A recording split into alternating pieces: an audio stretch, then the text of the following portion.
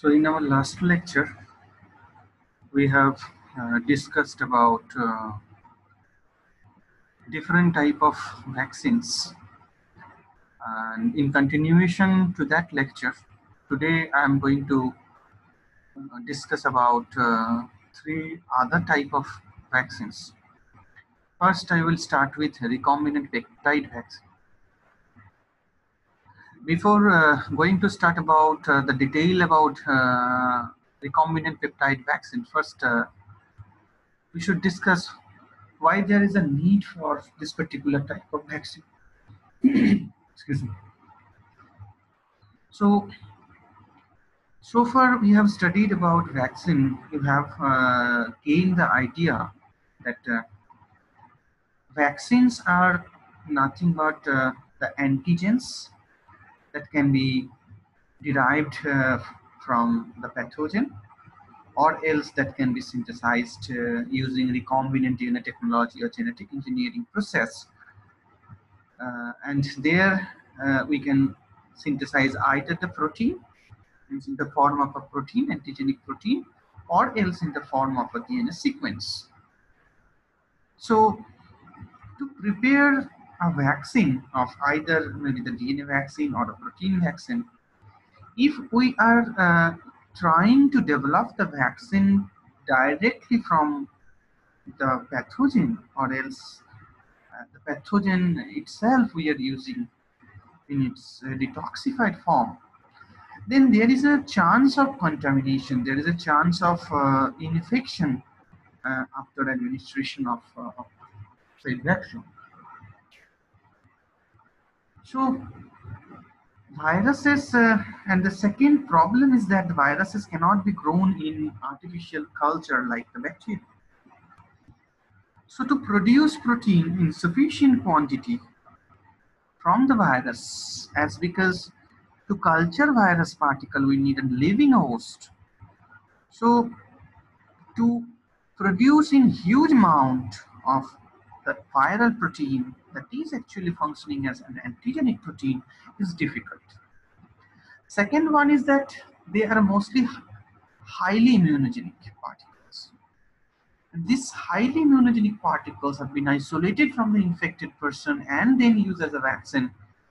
There we need a lots and lots of individuals that are infected individuals, and then we have to uh, isolate serum from those infected individuals, and to arrange that much of individual for the production of plasma, for the production of antibody, and using those proteins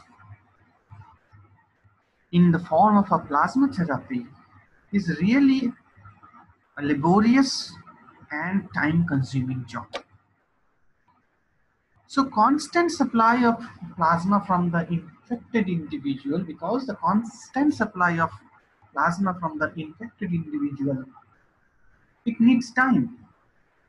Therefore, efforts have been made to produce proteins such as in case of hepatitis B, we are only focusing on the surface antigen, that is HBsAg. So by using a recombinant means, a recombinant technology, if we can produce this protein as a whole in laboratory using genetic engineering, then we can just bypass this mentioned problems. So next one is the production of the development of recombinant vaccine. How this recombinant vaccines is produced? Most first we have to identify the pathogen. Means for what we are going to develop the vaccine. And we are not taking the whole antigenic protein, only we have to select the epitope portion of the antigen binding portion. The epitope portion, the antigen binding portion is the antibody binding portion or T cell receptor binding portion. So mostly the epitope portion we have to select, and then we have to identify the sequence, and we can next step is for the synthesis of complementary DNA or cDNA, and also amplification of this cDNA using polymerase chain reaction. After that, we have to select a preferable expression vector. Means a plasmid DNA. It's a modified form of plasmid DNA where we have to insert some promoter that after entering into the host cell will express the protein, will initiate the translation process, a termination sequence, and some marker gene in the form of antibiotic resistance gene, along with the gene of our interest, that is the cDNA or the DNA fragment that we are deriving from the pathogen itself, means the epitope sequence. After that, when our expression vector is ready, then we have to transfect this expression vector artificially to a non-pathogenic bacteria. So via artificial transformation, there are different methods of artificial transformation. We will only transfect the gene, transfect the viral vector in the form of viral vector within the non-pathogenic bacterial cell, and after entering into the viral cytoplasm, then the circular viral vector will linearize and integrate into the host chromosome.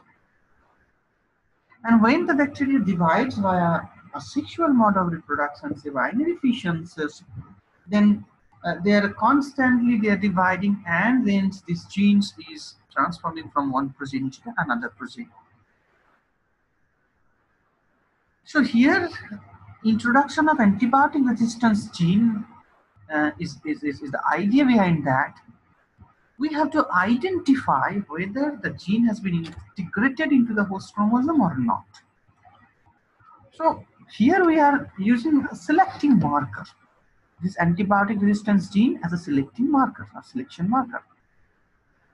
So now to confirm this integration of the gene of our interest, we have to culture this bacteria along with the native bacteria, the normal bacteria, into two different culture plates.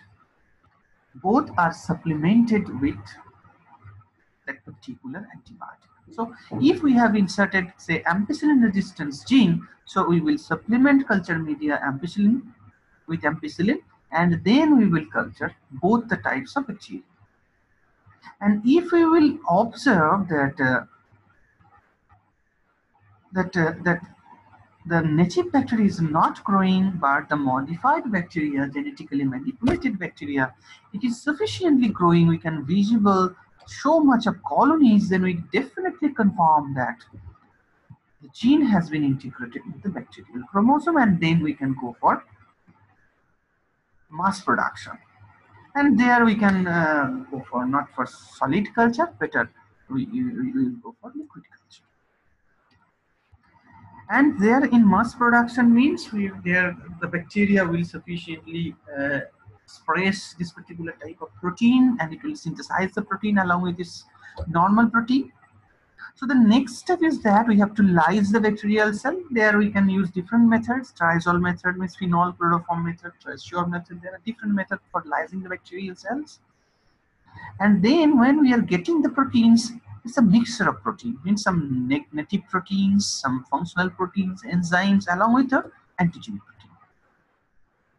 So we have to separate, we have to purify our antigenic protein. Then we have to go for subsequent chromatography process. Here we can go for gel filtration as well as affinity chromatography. So affinity purified proteins will be our antigenic protein. Now this antigenic protein should be tested in a laboratory using the laboratory animals, mostly the mammals, and here we can say we can take rabbits as a model, animal model. And there we will inject this isolated protein and we'll check the immunogenic behavior, immunogenic property or immunogenicity of the isolated protein. And if it shows with good amount of immunogenicity in the laboratory animal, then we can recommend it for vaccination. So this is the flowchart of the production of peptide vaccine. Now we are coming to a next one, that is the plant-derived or plant-based vaccine. So this particular vaccine can also be termed as edible vaccine because we don't have to inject, we can ingest. So here we are not using the yeast cells or the bacterial cells. Instead of that, we are using the plant as a whole for the production of antigenic proteins. So in two ways we can prepare these plant-based vaccines. Either we can use the entire structural gene of the pathogenic bacteria or virus into the plant and then transform it using a vector, and then allow the transcription and as well as allow accumulation of the encoding sequence into the plant, and then the plant will, within the plant, the gene will express there and will produce protein. Or else we can only focus on the epitope of the antigen, and then we will select the DNA fragment, integrate the DNA fragment into a vector, and then insert the vector by different means within the plant cell. So in the first case, we can use gene gun sequencing or electroporation method. In the second case, we have to use a viral vector. And here, two types of viruses can be used. One is tobacco mosaic virus, second one is cauliflower mosaic virus. These two plant viruses can be used as a vehicle to transfer these antigenic proteins into the plant hosts or within the plant cell. Now, again the question, why it is necessary to prepare edible vaccine or plant-based vaccine? The first idea is that it's a needle-free. Means we don't have any pain during administration of vaccine. And the second one is that it is actually improving the mucosal immunity, inducing mucosal immunity at various sites by secreting antibodies. So when a person is ingesting this vaccine, then it will be equally distributed throughout the body. So consistent vaccine delivery can be achieved within a short span of time. And we have to add lower amount of vaccine volume, means very low amount, very low amount of vaccine we have to use, and it has low risk of infection as well as no pain.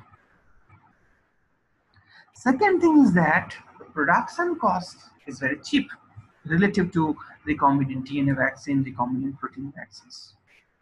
It's very low.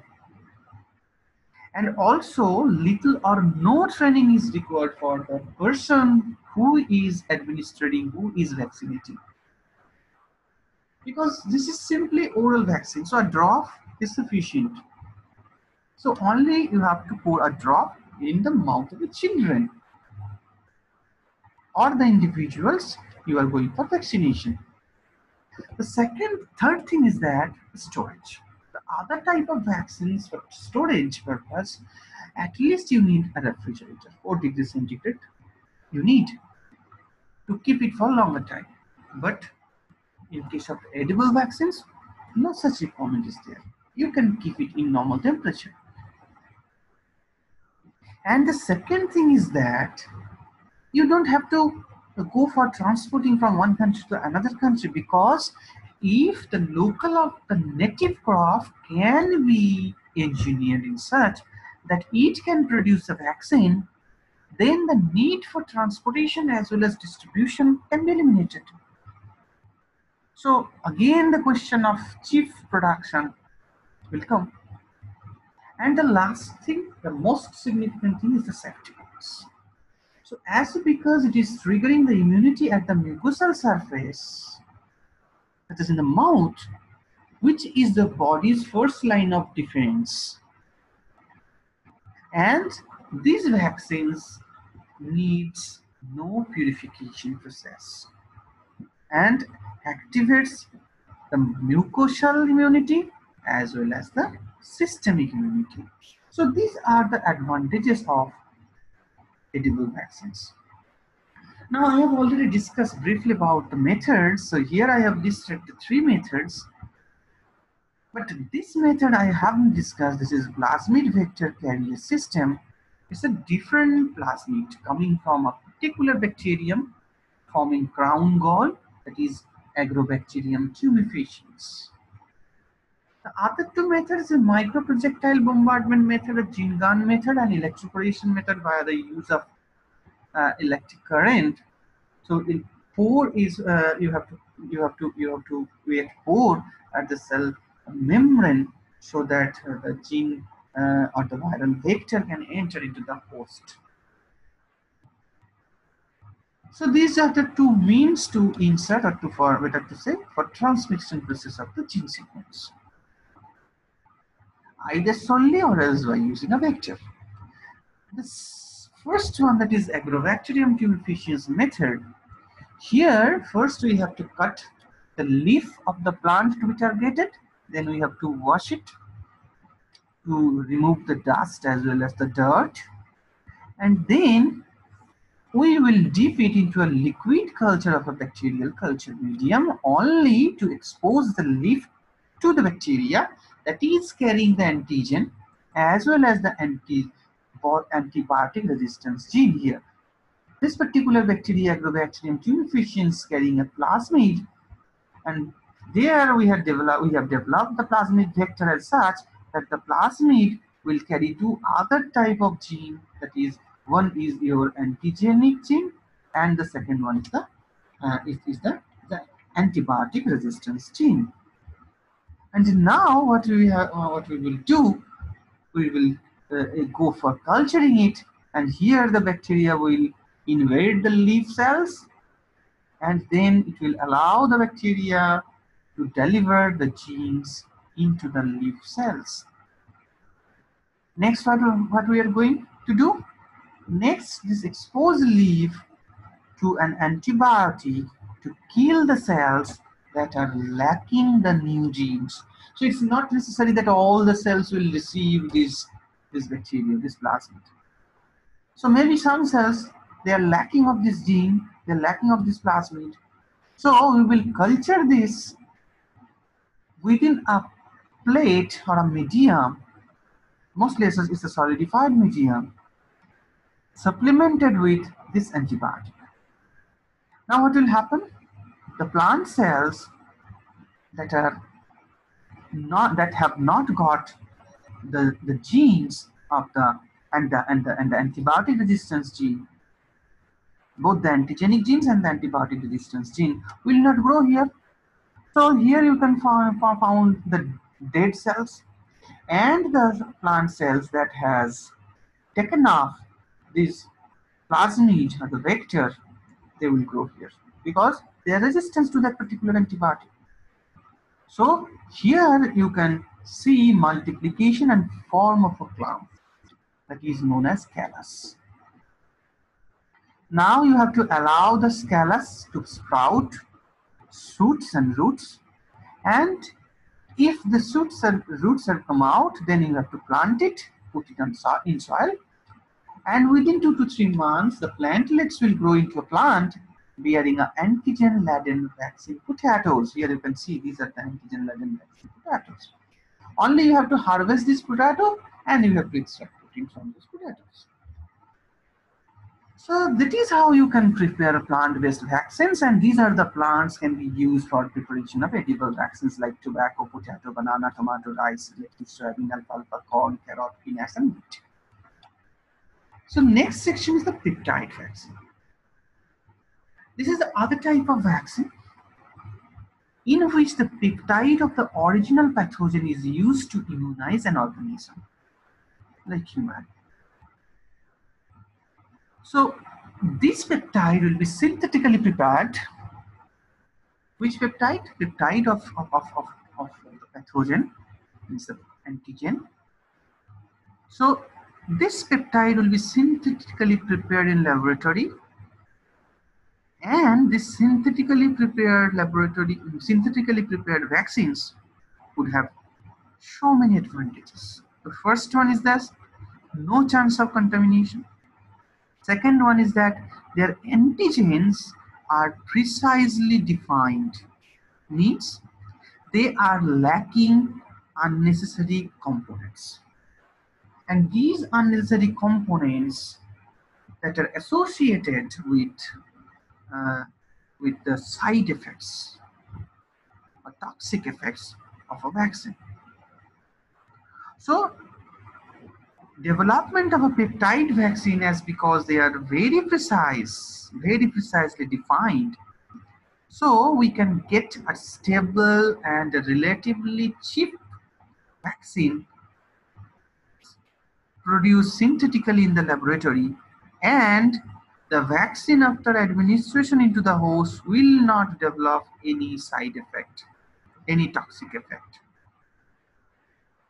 Furthermore, less quality assurance is required because of this less toxicity or no toxicity. And the third one, that is the most important one, is that most of the viruses like influenza virus, SARS, etc., they are constantly evaluating, means constantly evolving themselves, and they are constantly mutating. Which portion? Mostly their spike protein. Like if you take as an example as influenza virus, you can see there are different serotypes: H1N1, H2N1, H3N1, H5N1, and you have experienced how much devastating effect this particular type of viruses can create in the uh, in our locality, in our human. So changes due to this natural variation of the virus can be very easily accommodated, which would be a great advantage of for this unstable viruses like influenza SARS. So how to produce this? Here, first we have to select the pathogen. Then we have to target the protein, means antigenic protein. Then we have to select the epitope, identify the epitope protein.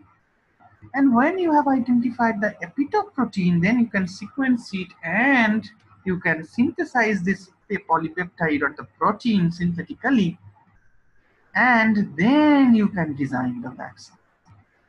Means you can add adjuvant, stabilizer, and then preservative, and you can formulate it.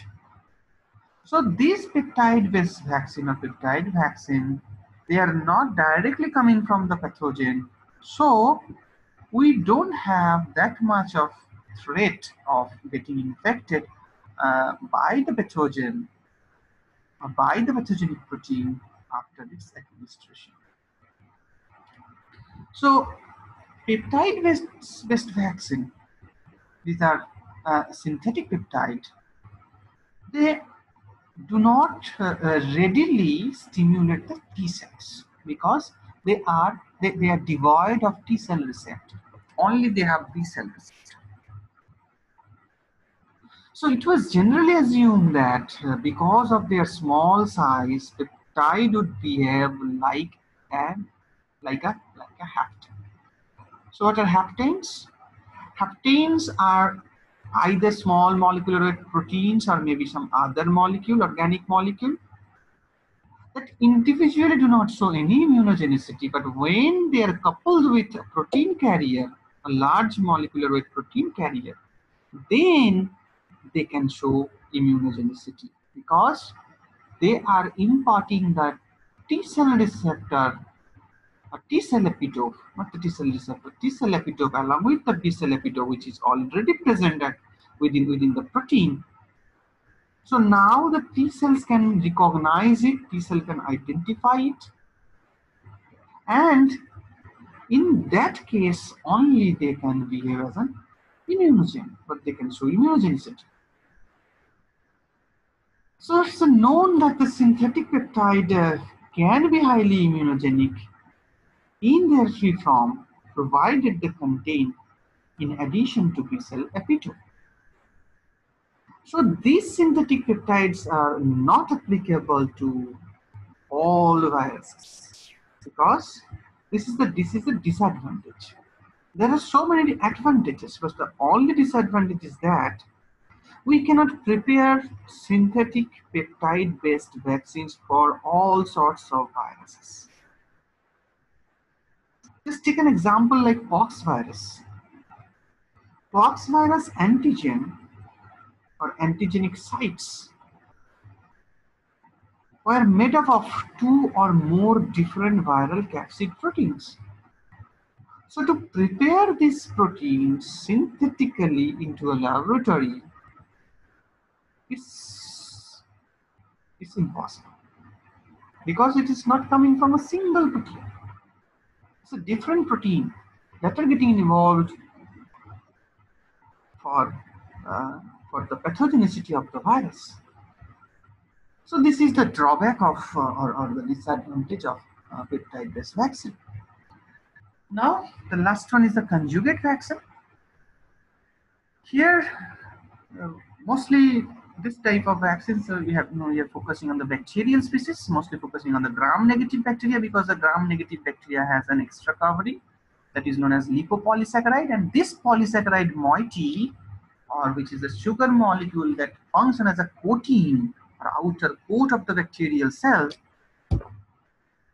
and scientists have developed vaccine using this polysaccharide coatings because these polysaccharide coatings disguise the bacterium antigens so that the immature immune systems of the infants as well as the younger children that cannot recognize this type of bacteria, pathogenic bacteria, can respond to that. So how they are formulating?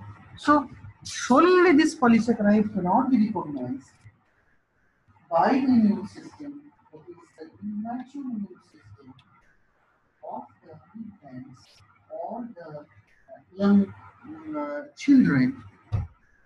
So this polysaccharide coating prevents the identification or recognition of the WBCs of the human blood. Means they are protecting themselves by using their slime layer from the WBCs, the primary host cell